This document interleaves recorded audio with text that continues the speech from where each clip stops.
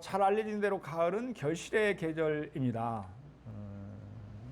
그래서 이제 가을 추수를 바라는 게 농부들이 가장 기다리는 계절, 이곳이 바로 가을입니다.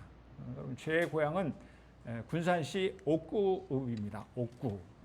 끝없이 펼쳐진 이 호남 평야가 있는 곳입니다. 우리나라에서 넓은 그런 평야가 있는 곳으로 아주 유명하죠. 아마 지금 들판에는 벼가 고개를 숙이고 누렇게 익어가고 있습니다.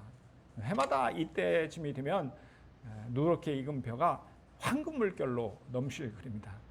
여러분, 황금 물결 많이 들었는데 저는 아주 실감을 해요. 이때쯤 가면요, 바람이 불잖아요. 그러면 이게 들어갔다 나왔다 들어갔다 나왔다 하면서 얼마나 보기 좋은지, 얼마나 가슴이 뿌듯한지 모릅니다. 그것뿐만이 아니라 각종 과일나무의 과일들이 주렁주렁 탐스럽게 달려 있습니다. 모두가 주인의 추수를 기다리고 있습니다. 그동안 내내 땀 흘려 고생했지만 저 탐스러운 열매들로 인하여 수확을 기다리는 그 농부들은 가슴이 벅찬 기쁨을 맛보게 될 것입니다. 넉넉한 마음이 될 것입니다. 오늘 우리가 함께 읽은 본문은 성령의 9가지 열매를 말씀합니다. 여러분, 이 성령의 열매를 맺게 하시는 성령님, 그분은 누구이십니까? 성령님은 인격을 가지신 하나님이십니다. 그분은 나로 하여금 예수 그리스도를 믿게 하셨습니다. 그리고 믿는 그 순간부터 내 안에 와서 계십니다. 고린도서 3장 16절에 보면 이런 말씀을 합니다. 너희가 하나님의 성전인 것과 하나님의 성령이 너희 안에 계시는 것을 알지 못하느냐. 사도 바울이 고린도 교회 성도들에게 한 말이죠. 사도 바울은 우리 몸이 성령께서 계시는 성전이라고 합니다. 또한 성전이 되는 내 몸 안에 그분이, 성령님이 지금 거하신다고 그렇게 말씀합니다. 그리고 성령은 영원토록 떠나지 않으십니다. 저와 여러분과 함께 하십니다. 그러므로 우리는 결코 외롭지 않습니다. 여러분, 아멘입니까? 아멘. 그렇다면 우리 안에 계신 성령님은 무슨 일을 하시나? 오늘 본문에 보니까 성령님은 우리로 하여금 성령의 열매를 맺게 하신다, 이렇게 말씀합니다. 다시 한번 보실까요?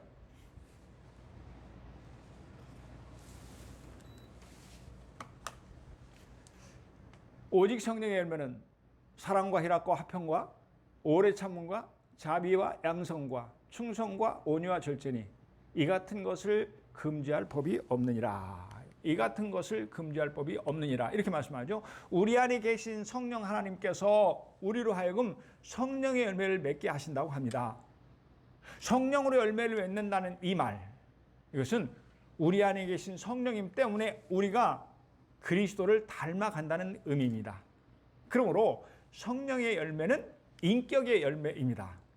그러니까 더럽고 추한 죄인이 거룩하신 하나님을 닮아가는 것입니다. 천하고 무능한 자가 전지전능하신 하나님을 닮아가는 것입니다.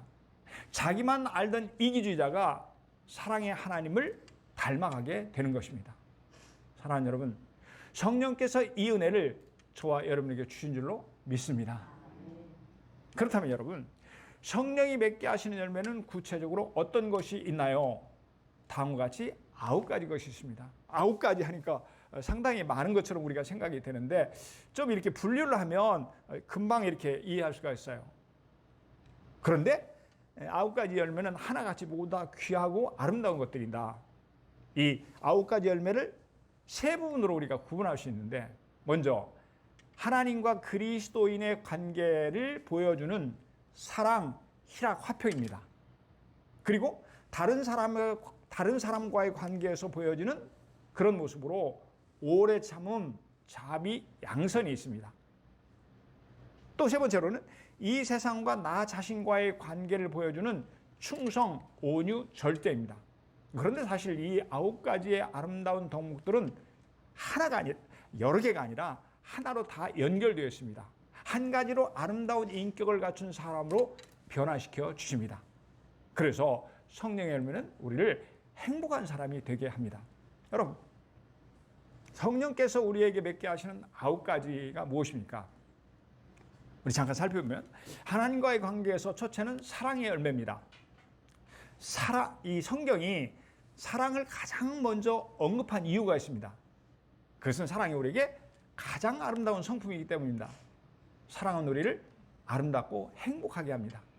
그래서 하나님께서는 성령님을 통해서 가장 아름다운 사랑을 우리에게 주십니다. 사랑은 여기 있으니 우리가 하나님을 사랑한 것이 아니요 하나님이 우리를 사랑하사 우리 죄를 속하기 위하여 화목제물로 그 아들을 보내셨음이니라. 이렇게 말씀합니다.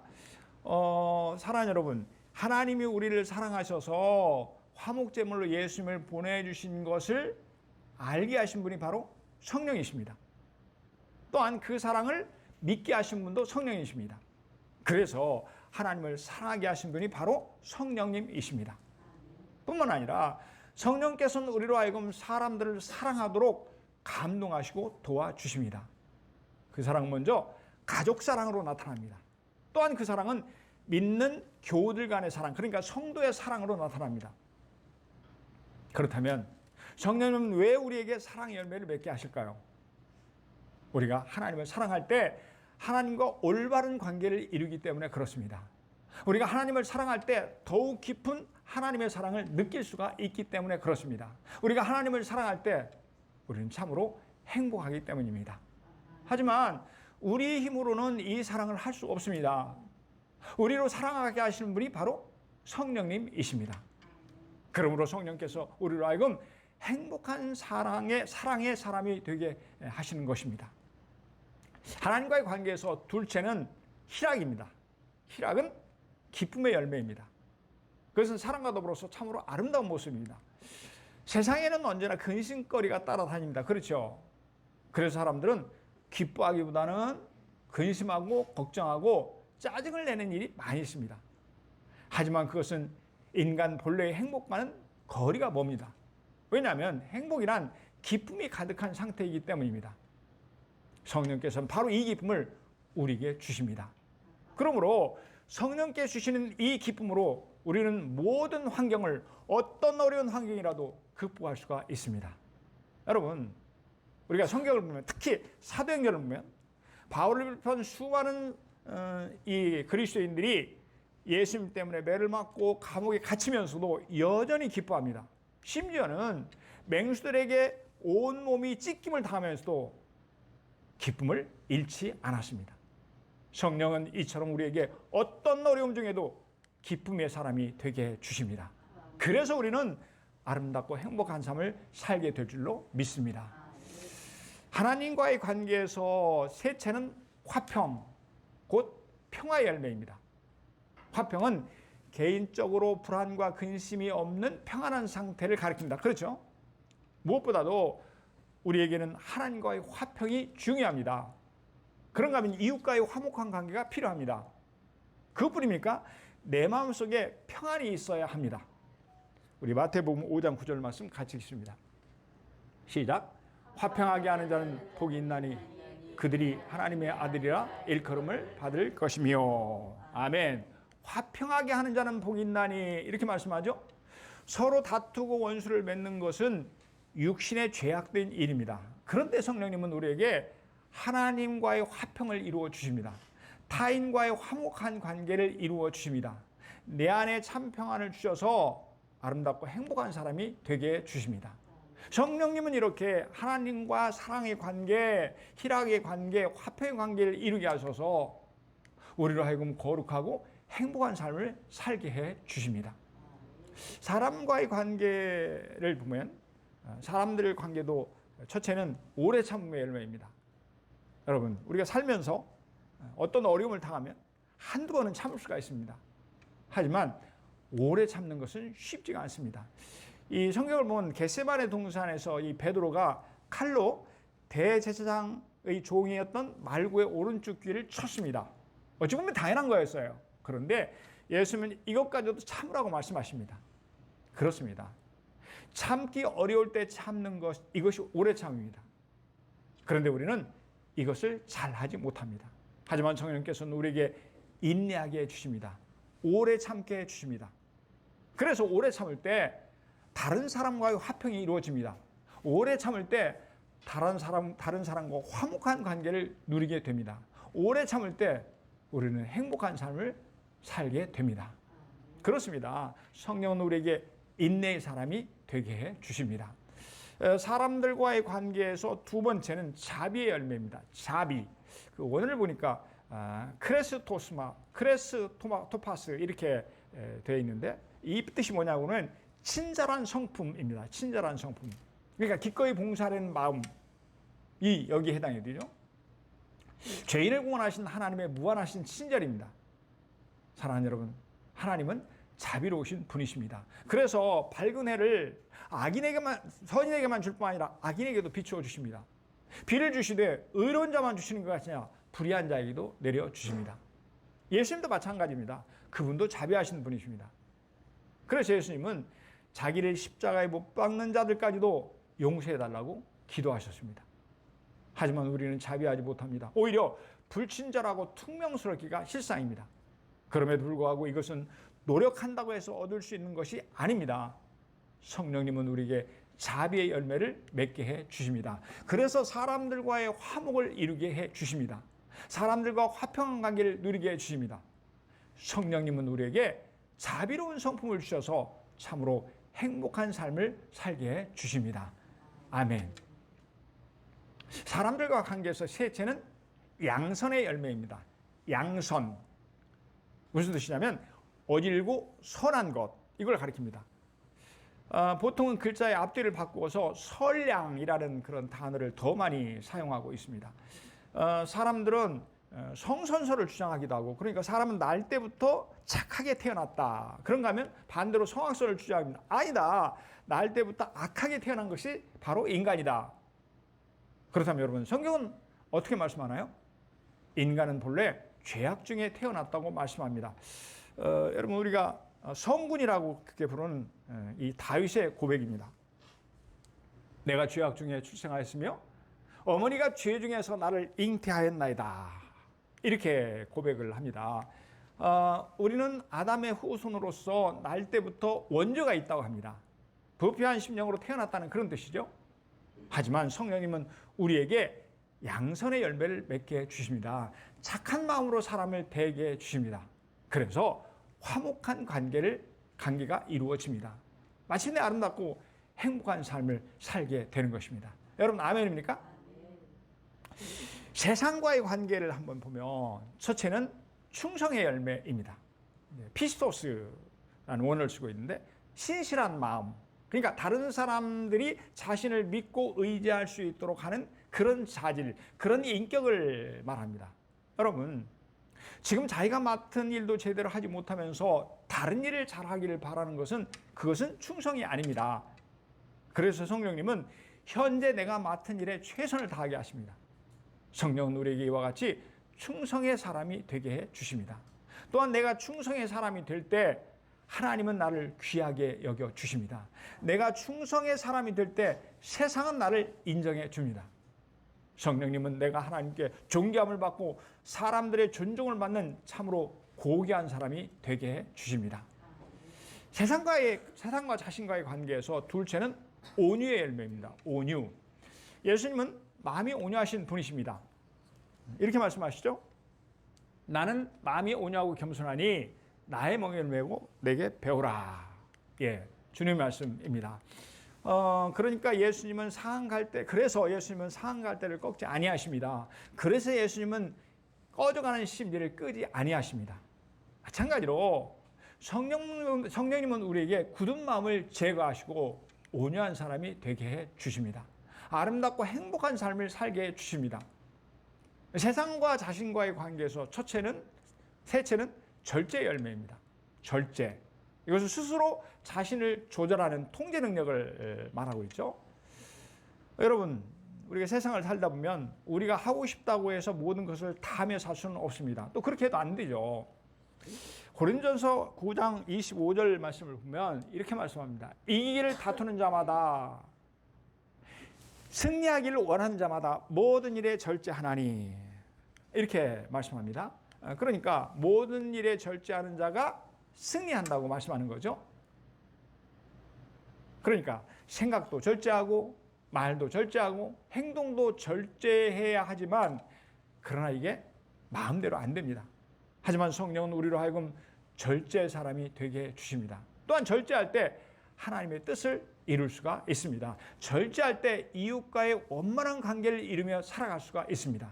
그러므로 절제가 이루어질 때 우리는 아름답고 행복한 삶을 살게 되는 것입니다. 여러분 아멘입니까? 이 모든 아름다운 인격들을 성령님께서 우리에게 이루어 주십니다. 우리 피아노 먼저 맞춰서 이 은혜를 주신 우리 하나님 함께 찬양하겠습니다. 찬양이 언제나 넘치면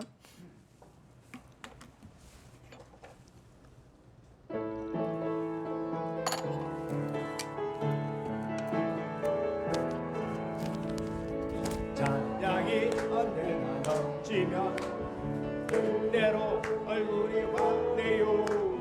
성령의 충만한 모습 서로가 느껴요.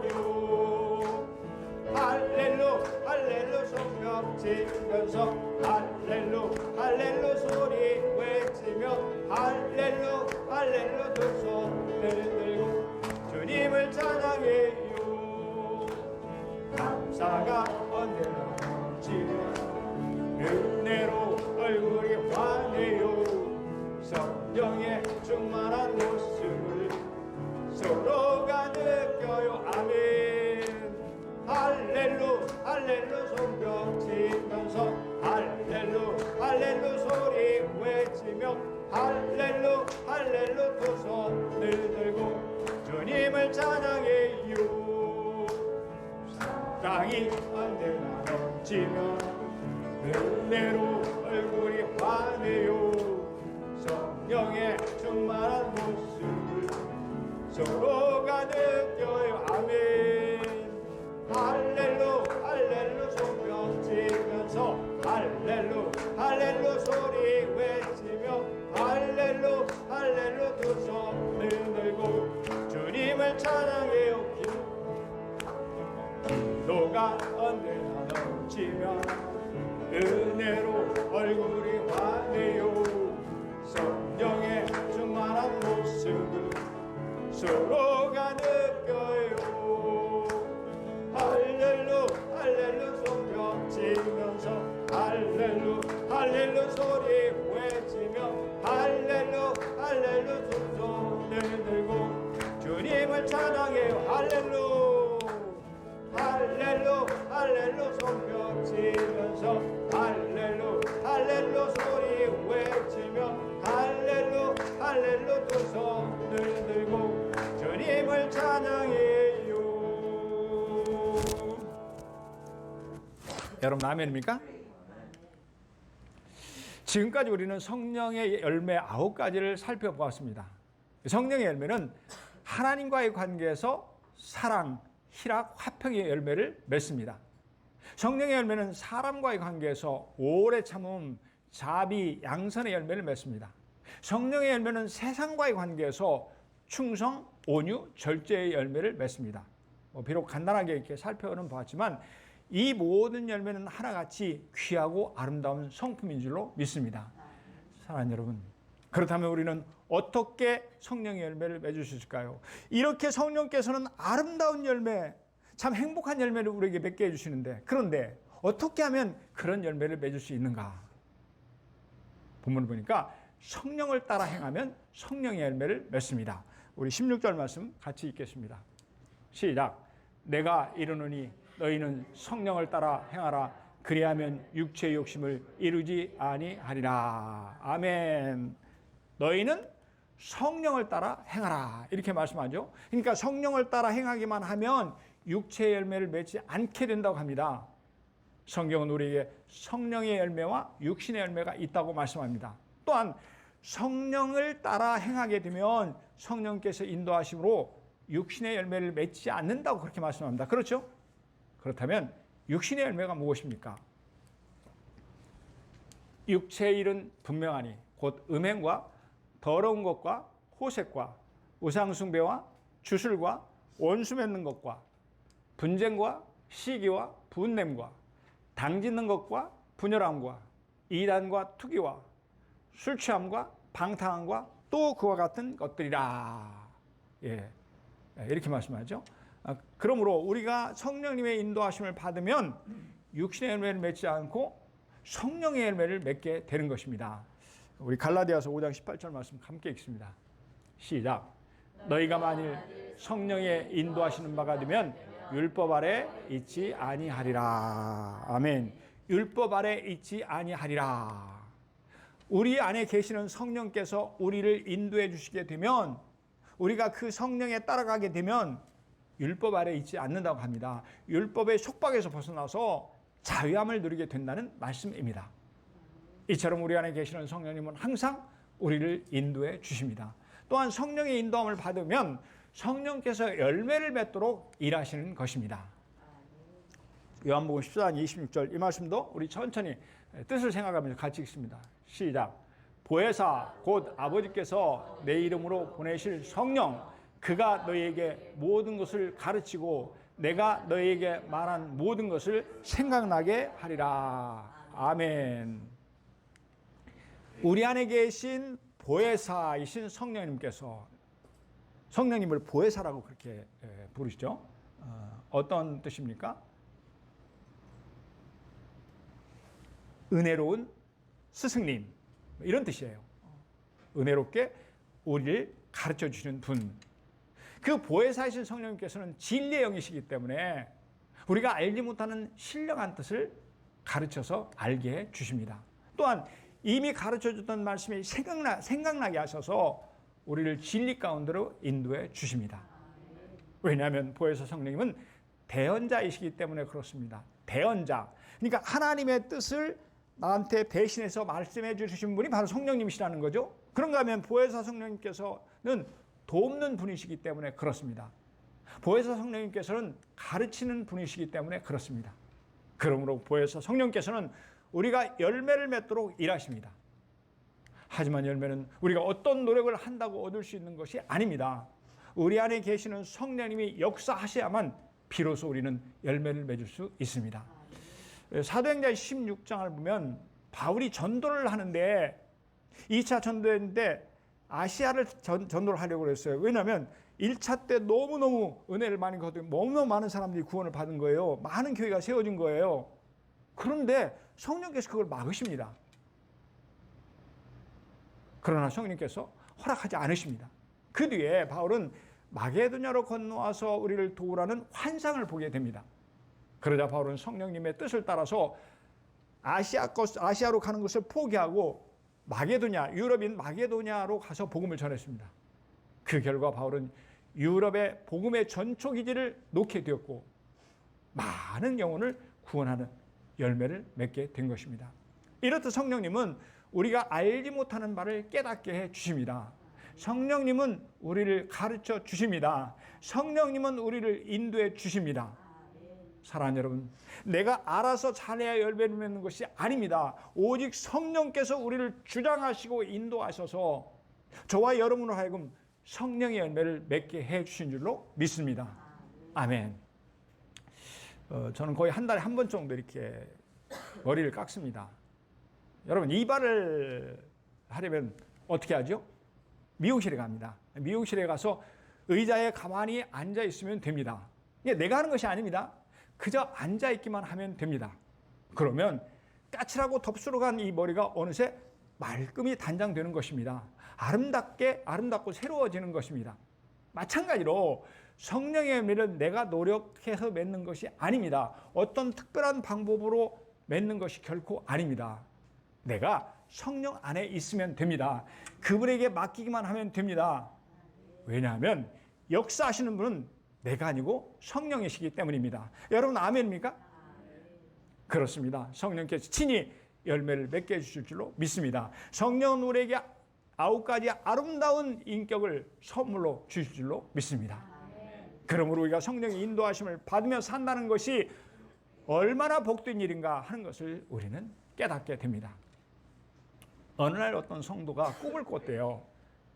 그가 천국에 들어가서 천국의 백화점을 가게 되었는데 그곳에 보니까 많은 물건들이 진열되어 있더랍니다. 그래서 이제 쇼핑을 하는데 먼저 사랑이 필요한 것 같았습니다. 그는 백화점의 1층 진열대 가지런히 놓여 있는 사랑을 듬뿍 카트에 담았습니다. 다음에는 이웃들과 기쁘고 평화롭게 사는 것이 중요하다고 생각해서 코너 옆쪽에 있는 평화와 화해도 가득 실었습니다. 때로는 참지 못할 일도 있을 것 같다 하는 생각이 들어서 차곡차곡 쌓이는 오래 참음도 하나 건져 올렸습니다. 또한 너무 강팍하지 않게 자비를 베풀어야 될 것 같아서 착하고 충성되게 살아갈 것 같은 그런 생각이 들어서 자비와 양성과 충성도 충분하게 담았습니다. 그러다가 부드러우면서도 강하게 사는 것이 중요할 것 같아서 온유가 필요한 것 같아서 그 온유를 싣고 나옵니다. 그러다 또 어떤 생각이 드냐면 내가 이러다가 욕심이 생기면 스스로 절제하는 것이 어렵겠다 싶어서 마지막으로 절제도 한 묶음 실었습니다. 그렇게 싣고 보니까 이것만 가지면 이 세상에서 얼마든지 행복하고 넉넉하게 그리고 만족하면서 살 수 있을 것 같았습니다. 마침내 계산대로 가서 무척 비싸겠다고 생각하면서 계산하는 천사에게 얼마냐고 물었습니다. 그러자 천사는 모두가 공짜라고 합니다. 그는 깜짝 놀라서 아니 이 귀한 모든 것이 어떻게 공짜냐 이렇게 반문했더니 천사가 말합니다. 이미 예수님께서 다 준비해 주셨습니다. 그러니 그냥 가져가셔서 잘 사용하세요. 그리고 나서 꿈을 깼습니다. 꿈을 깨서 생각해 보니까 천국에서 자기가 산 그 모든 것이 성령의 열매라는 것을 깨달았습니다. 그래서 이 성도는 주님의 뜻을 따라서 성령의 인도하심을 쫓아 살기로 결심했다고 합니다. 사랑하는 여러분, 이처럼 성령의 9가지 열매는 한결같이 다 귀한 것들입니다. 하지만 우리는 아무 값을 지불하지 않고도 사용할 수가 있습니다. 왜냐하면 이미 예수님께서 십자가 위에서 우리를 위해서 지불해 주셨기 때문입니다. 여러분 아멘입니까? 사랑하는 여러분, 우리가 육신을 쫓아 살아갈 것인가 아니면 성령을 따라 살아갈 것인가 선택하는 것은 우리의 삶의 중대한 갈림길입니다. 육신을 쫓아가면 육신의 열매를 맺을 것입니다. 또한 육신의 일은 사망이라고 했습니다.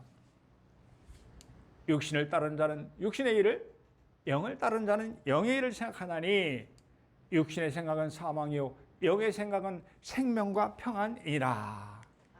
아멘. 그러므로 성령이 주시는 생각을 선택하면 우리에게 성령의 열매가 맺히는 것입니다. 그렇습니다. 사탄은 우리에게 육신의 생각을 불어넣습니다. 이때는 단호하게 물리치시길 바랍니다. 우물쭈물해서는 안 됩니다. 망설이지 마세요.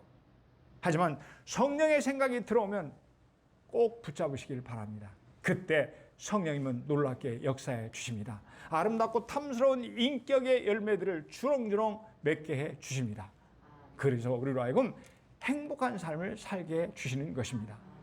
사랑하는 여러분, 성령께서 우리를 인도해 주실 줄로 믿습니다. 성령의 인도하심을 따를 때 그분은 열매를 맺게 해 주실 줄로 믿습니다. 그리고 성령의 열매를 맺을 때 하나님께서는 우리를 통해서 큰 영광을 받으실 줄로 믿습니다. 말씀을 정리합니다. 오곡백과가 풍성한 결실의 계절에 성령께서는 우리에게 열매 맺는 것을 소원하십니다. 여러분, 성령님이 누구십니까?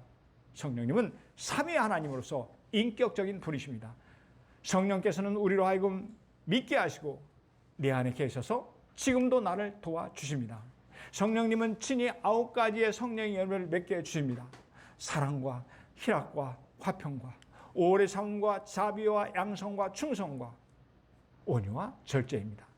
이 성령의 열매를 맺을 때 하나님이 기뻐하십니다. 모든 사람들이 즐거워합니다. 결국 우리는 아름답고 행복한 사람이 되게 됩니다. 우리가 성령을 따라 행하면 성령께서는 열매를 맺어주십니다. 성령을 쫓아 행할 때 하나님을 기쁘시게 하며 큰 영광을 돌리게 해주실 줄로 믿습니다. 모든 사람들을 기쁘게 하며 아름답고 행복한 성도가 되게 해주실 줄로 믿습니다. 아멘, 아멘.